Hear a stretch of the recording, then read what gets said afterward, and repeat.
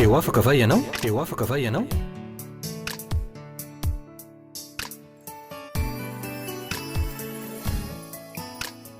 fandaharany iarana fiangonana refi androndrakely manolotra ny arahaba ho anareo rehetra zay fa eopotitry ny fahita lavitra ny tenako amty andro androany ity miarahaba anareo aho sady mirarisoa anareo hoe amin'ny alalan'izao afatra entiko zao dia hiasa eo aminareo ny tompo Andriamanitra tsy to de lay Andriamanitra rainy Jesosy Kristy sady raintsika ihany ko hiasa izy anasitrana anareo zay marary raha toka marary ianao zay mahita sy mandre ahy amty androany ity hiasa izy amonjy anareo zay manana olana raha toka anisan'ireo olona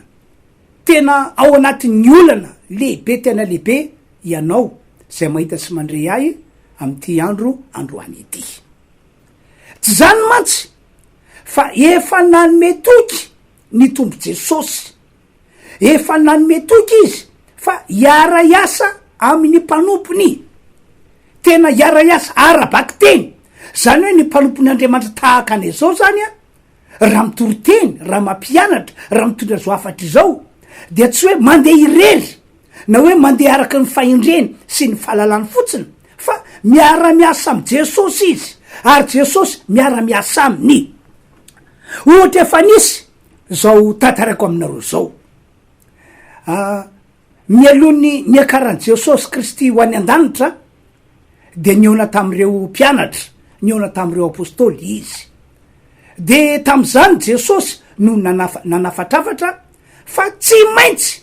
mandeha mitory ny filazantsara ny mpianatra tsy maintsy mandeha manambara ny amy Jesosy sy ny famonjena vitany teo ambony azy fijaliana ny mpianatra vita zay afatry zay nazy tsodrano zareo de lasa Jesosy nampiakarina ho any an-danitra fa reto mpianatra reto kosa reto apôstôly reto kosa voatantara amy bokin'ny Mateo Marka de lasa nandeha toriteny teny tontolo eny na natanteraka ny teny na ny afatra zay naperaky Jesosy taminy de iny na zavatra nitranga ny tompo kosa voalaza amy baiboly fa ovakina amitsika rehefa aveo le izy ny tompo kosa tam'izany dia niara-niasa tam'izy ireo ka nanamarina ny teny zay fa nambaran Jesosy tam'izy ireo ary nanamarina ihany ko ny teny zay nitoriny reto mpianatra na nitoriny reto apôstôly ao amy Marka toko fa 9 andiny fa 9 sy 20 mo no manambara izany ka ny tiany baiboly ambara zany ry havana malala de izao zay rehetra efa nataony Jesosy Kristy tety ambony tany fony izy tety ambony tany arabaky teny zay rehetra efa nataony Jesosy ka hitany masony olona tam'izany andro zany dia ampanarahany Jesosy andreo mpianatra ihany koa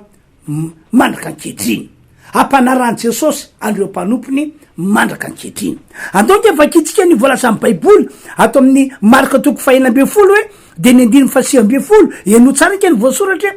ary Jesosy tompo rehefa niteny taminy dia nampiakarina ho any an-danitra ka nipetraka eo ankavanan'Andriamanitra 20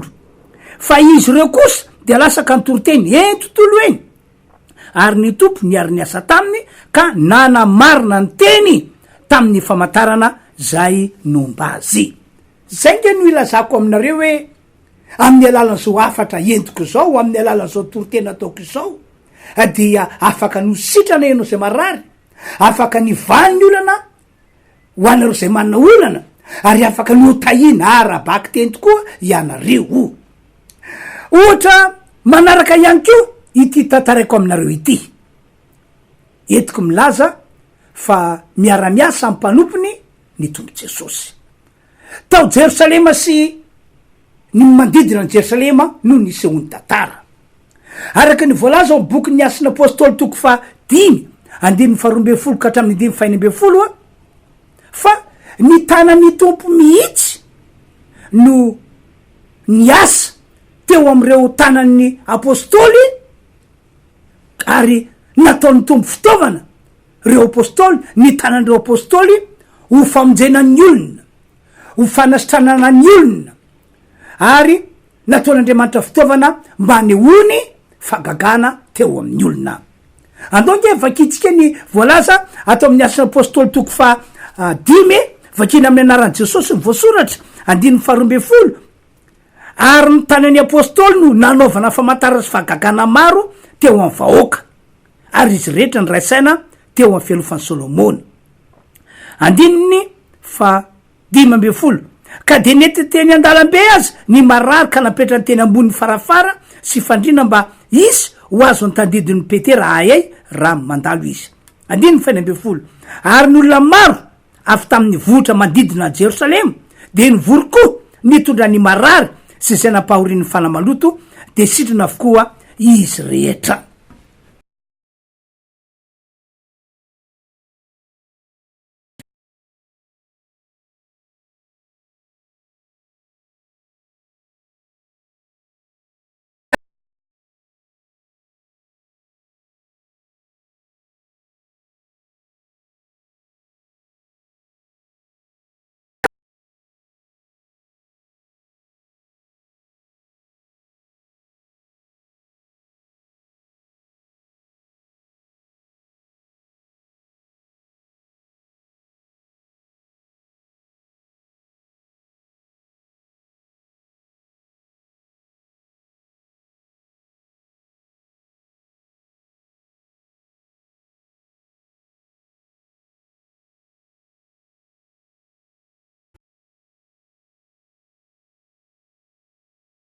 Taketriny hoy izy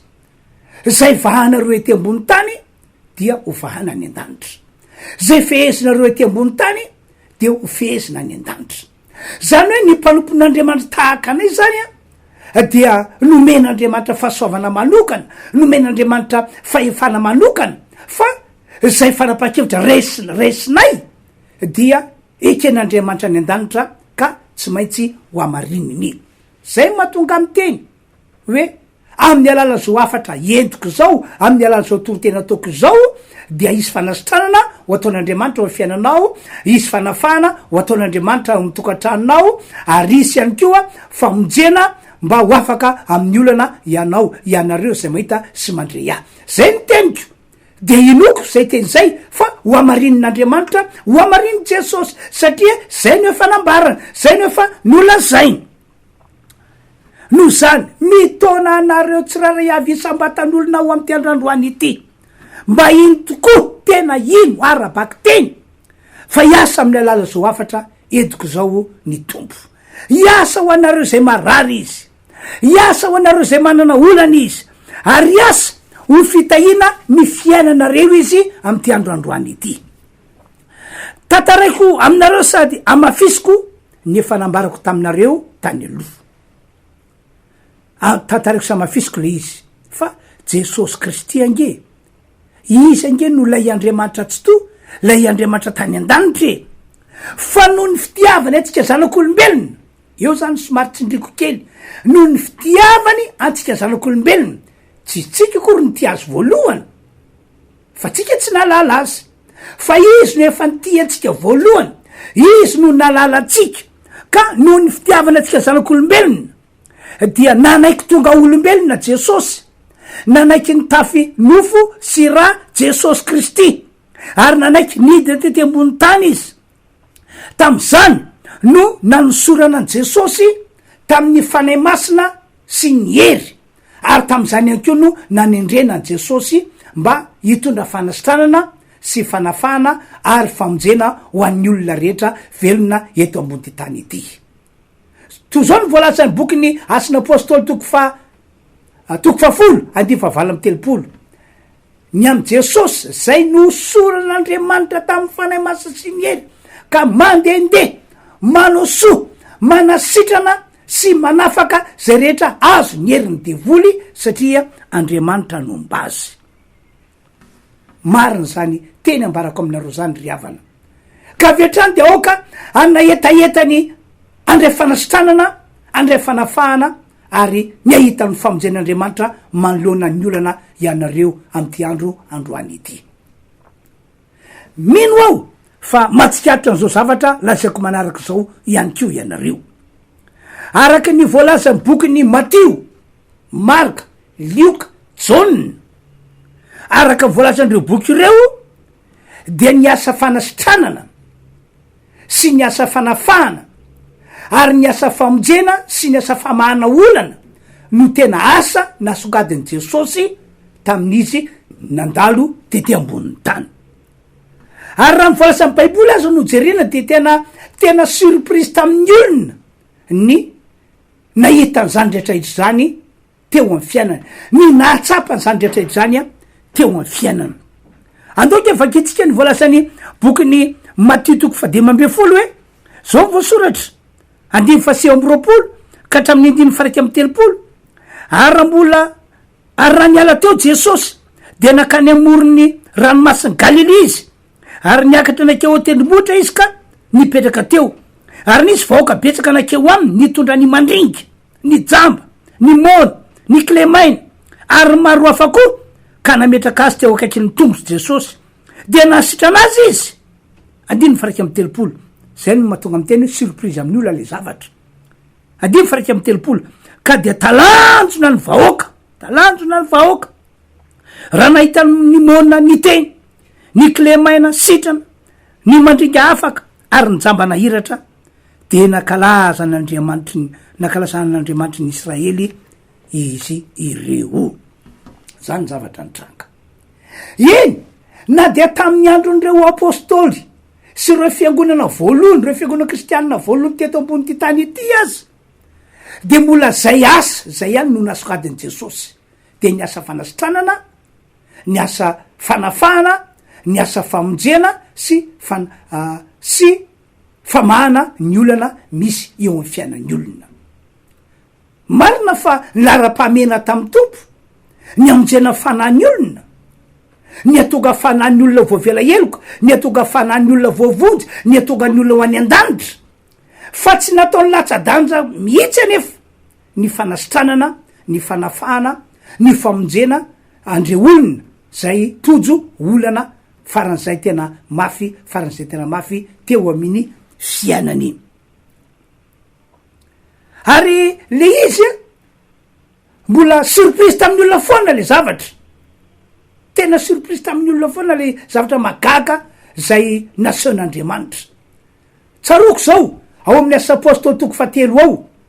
dia nandeha niditra tao amin'ny kianjan'ny tempoly Petera sy Jauna de teo ambaravaranyio tempoly io teo mivavadin'ny tempoly safady de nisy lehilahy anankiray nalemy hatrany kibondrenina de rehefa niresaka tamin'io lehilahy nalemy io Petera sy Jauna de nitangorona ny olona hoe inona ary no resan'reto apôstôly reto am'ty lehilahy malemy ity, anome fiantrana be ve zareo sa no inona de teneo ihany de zao no tenin'ny Petera sy Jauna, tsy manana volafotsy na volamena omenanao zahay mirala reto fa zay anananay no mena ianao. Ka ny nananan'ireo apôstôly tamin'izany fotoana zany dia Jesosy Kristy sy ny fahefany Jesosy Kristy. Zay anananay no mena ianao amin'ny anaran'i Jesosy Kristy avy Nazareta mitsangatsangana, sady niraisy tamin'ny tany ankavanany raha lehilahy de natsangana, de afaka nitsangana, natanjaka ny kitrokeliny, natanjaka ny andilana, de afaka nitsambikimbikiny, ny atsambotsambotra ary niary niditra tamin'izy mirahalahy nakao akianjany tempoly.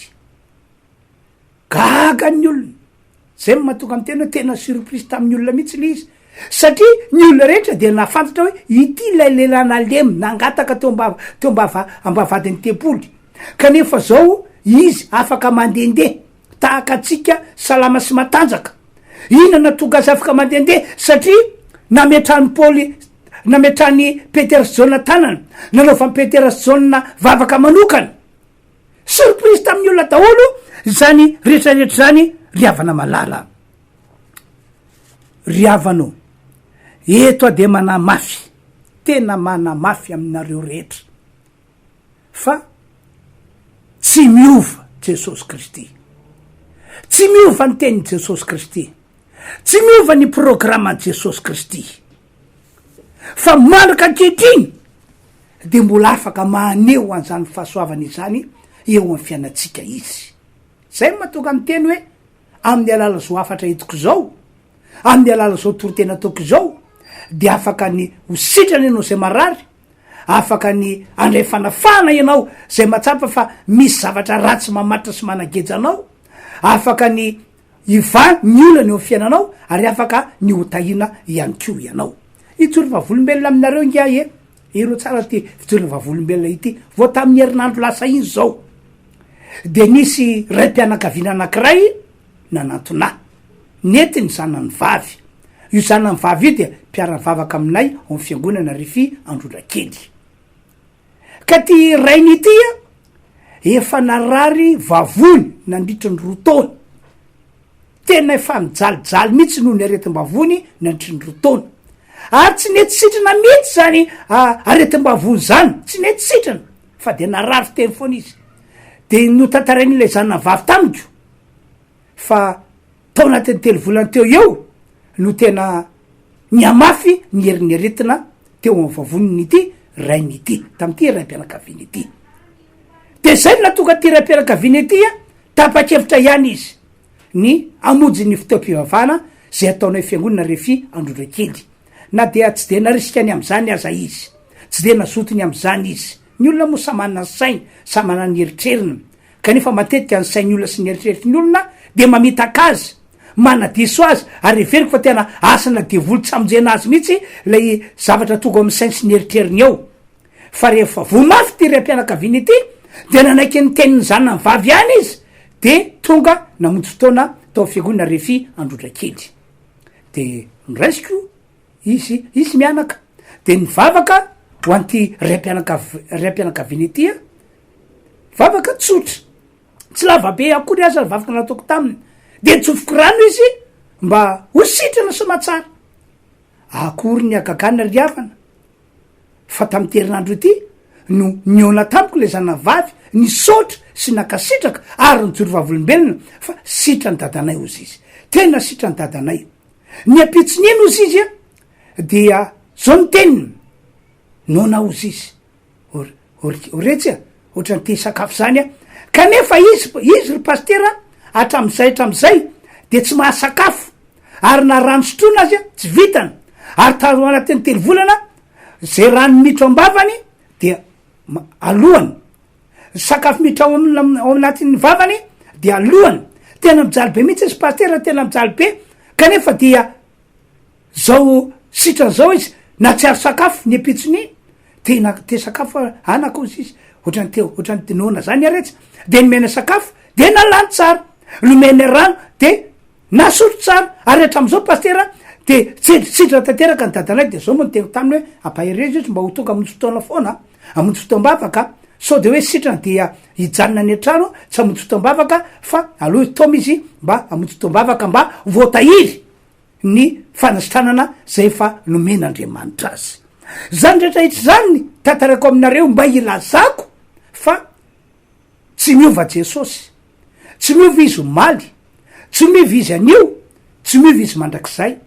tsy miova am'ireo teny zay fa nataony Jesosy, ary tsy miova mandraka ankehitriny ny programan Jesosy. Fa tonga tety ambony tany izy akoatra ny famonjena ny fanatrika zanak'olombelona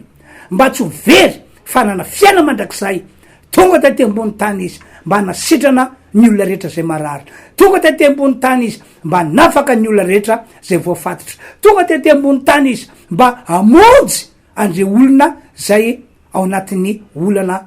tena faran'zay mafy, faran'zay tena mafy. Zay mahatonga milaza aminareo hoe raha ohatra ka mino anareo de amin'ny alana zao afatra hitako zao dia isy asa lehibe ho ataon'Andriamanitra ho fiainanareo. Raha mino anareo de amin'ny alalana zao vavaka ataoko zao satria vavako anareo amin'ny famaranana de hiasa eo amin'ny fiainanareo tokoa ny tompo Andriamanitra. Ka hoy aho hoe marary ve ianao am'izao ora andrenesanao ny afatra nanotoriteny ataoko izao. Marary ve ianao ary efa afapo tanteraka tamin'ny fitsabona teny tatsy sy teroa. Marary ve ianao ka te ho sitrana ary nirinao de hoe fanasitranana vany an-danitra avy amin'Andriamanitra no tonga eny aminao. Sa kosa manana olana tsy evana mihitsy ianao ary anisan'ireo olona efa tena tapidalakale toy ny sokina nanany bato. Tsy hainao tsony zay anoizina ny dianao,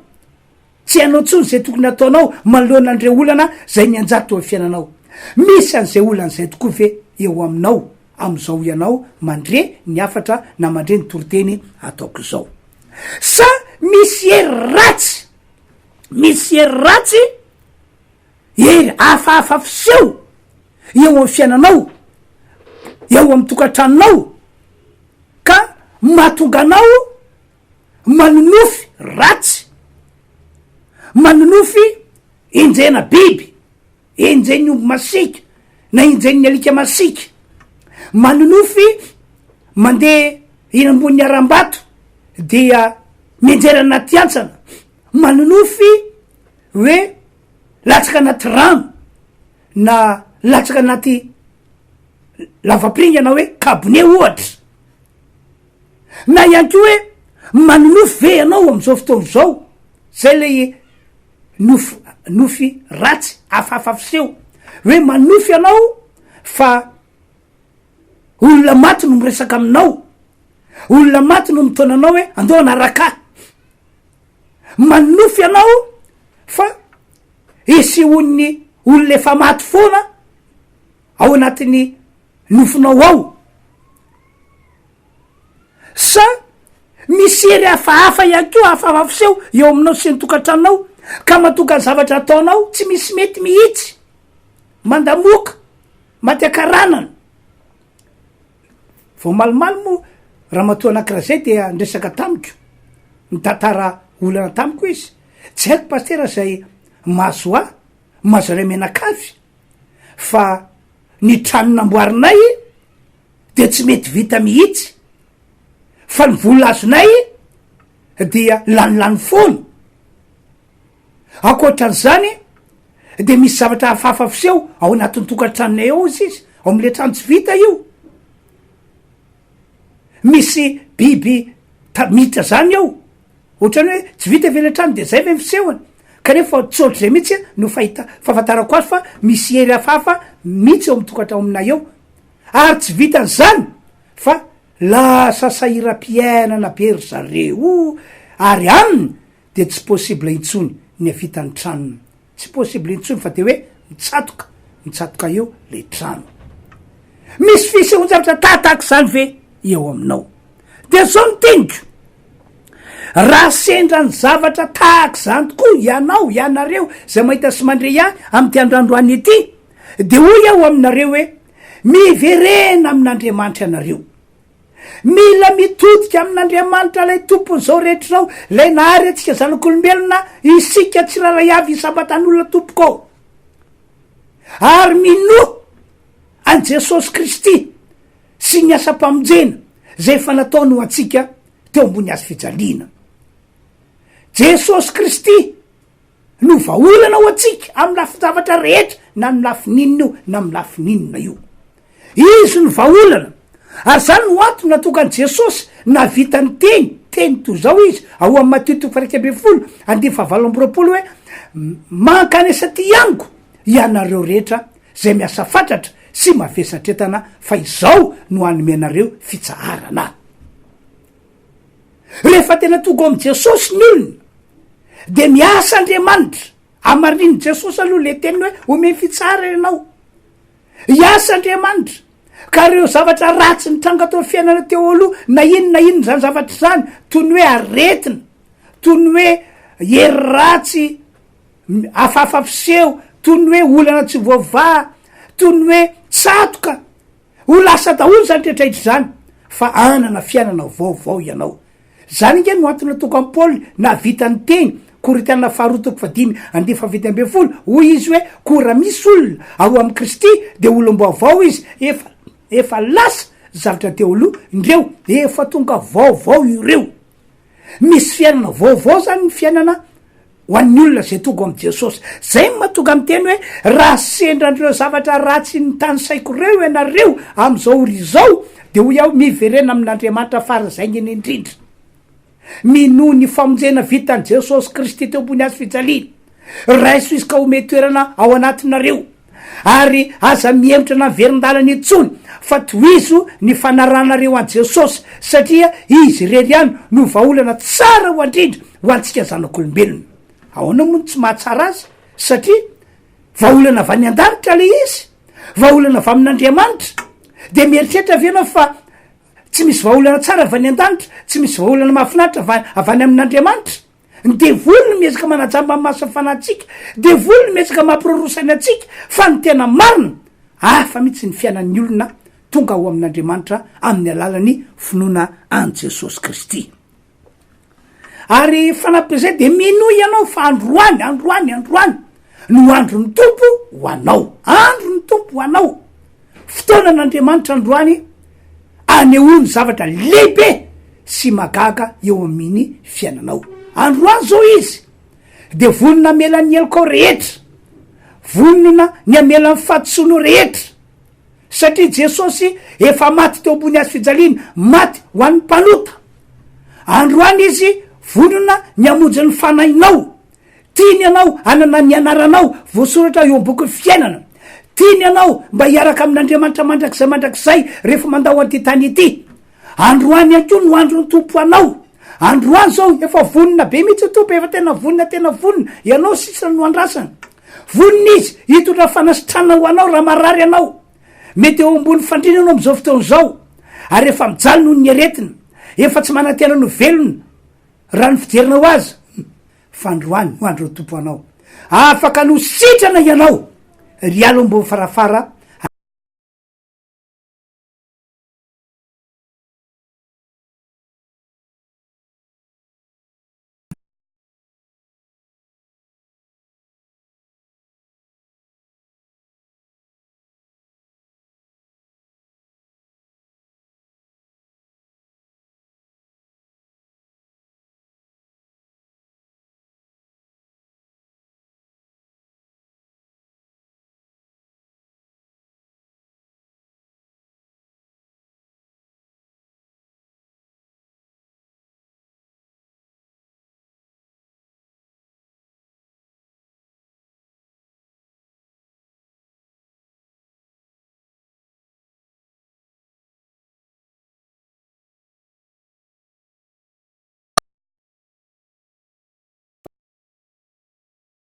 Be mihitsy ho Andriamanitra io amonjanao afaka amin'ny olana. Ny olana tsy voavanao hatramin'izay, voavan'Andriamanitra zany. Ain'Andriamanitra zany, ny herin'Andriamanitra ho tonga eny aminao amin'ny anaran'i Jesosy. Didiko ny fanaratsy mpitondra olana, didiko ny fanaratsy nampahory an'ireo olon'ireo tamin'ny alalan'ny olana. Vahako zany olana zany amin'ny anaran'i Jesosy Kristy avy any Nazareta. Mivavaka ho anareo tahaka zany io satria mino fa miara-miasa aminay mpanompon'Andriamanitra Jesosy, ary zay vahanay de vahana any an-danitra, zay fezinay de fezina any an-danitra. Raha mino anao dia ho amarin'Andriamanitra eo amin'ny fiainanao tokoa zany teny nambarako izany. Mino fa maniry fatratra ny hotahina sy ny hoambinina ary ny anana fiainana mety sy lavorary anao am'izao taona tiavintsika izao. Tsy misy masakana an'Andriamanitra tsy aneho an'izany. Fa raha vonona ho an'Andriamanitra ianao, vonona ho an'i Jesosy ianao, resy lahatra ny amin'ny asa famonjena vitan'i Jesosy, dia ho tonga ny aminao ny fitahin'Andriamanitra amin'ny alala zao afatra na zao toroteny ataoko aminareo zao. Ny dera ny ady ary ny voninahitra ny ho an'Andriamanitra ray zanaka fanay masina. Ny teniko farany de zao, raha sitrakareo indrindra moa ianareo zay ataoko hoe tsy lavitra fa eto Antananarivo ihany no misy anareo. Raha sitrakareo tongava tompoko mamonjy ny fitepivavana zay ataonay fiangonana Refy Androdrakely. Olona maro no efa nandray fahasoavana tamin'ny alalana famonjena fitepivavana atao. Matoky aho ary mino aho fa tsy ho disanjara am'zany fahasoavan'zany ihany ko anao raha ho avy tena tongava aza mirorosaina aza misalasala aza vely isy zavatra hafa anakatsakana anao tsy ho avy fa tongava ireo ny fantaram-potoana ny alahady misy fidirany efatra zay araky voasoratra io ny andavanandro talatasy lakamisy manomboka am'ray sasany fotoana ataonay tongava tompoko zay zany no teny ny afatra nytorotenina ataoko anareo androany a matoka fa aneo fahasoavana amitsika rehetra ny tompo ka evavako anareo aho raha mety aminareo ka afaka mandoalika anareo amy ty androandroany ety mandoalia tompoko ao mitokantrano isanao ao raha afaky anareo raha afaky ifampitatana ko moa nareo menakavy de aoko ifampitatana ho faniona firaisan-tsaina fa tena mino an'le teny an'lay afatra netiko teo ianareo raha afaka mandoalika de mandoali ho ia napetra amy fona tananao ivavakytsika tompoko Andriamanitro misaotra amin'ny anaran'i Jesosy mankasitraka anao aho fa afaka nitondra ny afatra nitoroteny tam'ty androandroany ety mino aho fa miaraka tamiko anao ary nomba ary nanamarina zay teny notoriko sy nambarako zay ko am'ty androandroany ety dia vonjenao ny fanan'ny olona rehetra zay nandre an'zao afatra izao sitranao ny marary esorinao ny olana ary rotahinao ny tsiraray avy vavaka aminao mba tsy ho ato samponare olondreo ny amonjy ny fotoam-pivavana zay karakarany fiangonana refy androdrakely nataonao nisy mantsao fiangonana zao ho fitaovana eo an-tananao ahafanao maneo fahasoavana amin'ny olona maro amin'ny olona rehetra koa dia misaotra ray malala misaotra amin'ny anaran'i Jesosy izahay misaotra amen de mirarisoa raha fahasoavana manao velomanareo tompoko eo afaka va ianao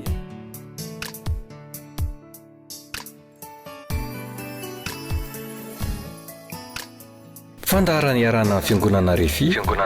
androndrakely